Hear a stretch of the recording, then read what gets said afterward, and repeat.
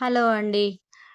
ఇది నేను హాస్టల్‌లో చదువుకున్నప్పుడు ఒక ఇన్సిడెంట్ జరిగిందండి. దాని గురించి నేను మీతోటి షేర్ చేసుకుంటానన్నాను. ఒక అమ్మాయి 10 ఇయర్స్ అమ్మాయితోటి ఏం జరిగింది అన్నది చెప్తున్నాను.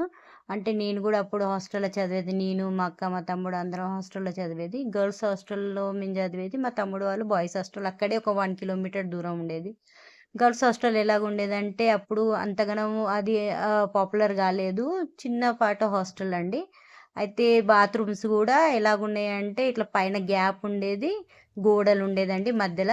ఈ బాత్రూమ్‌లో కూర్చొని స్నానం చేస్తూ మాట్లాడుతూ పక్కపొంటి ఉన్నోళ్ళతోటి గూడా మాట్లాడుకుంటూ స్నానం చేయొచ్చు. అట్లా వాయిసు ఇనబడేదన్నట్టు. పైనుండి గ్యాప్ ఉండేది. అయితే ఆ అమ్మాయితోటి జరిగిన ఇన్సిడెంట్ అండి. ఈరోజు గూడా తను తల్లి కాలేదు. అలాంటి ఇన్సిడెంట్ జరిగిందంట అండి తనతోటి. ఆ ఇన్సిడెంట్ ఏంటో నేను మీకు నెక్స్ట్ వీడియోలో కంటిన్యూ జేస్తాను.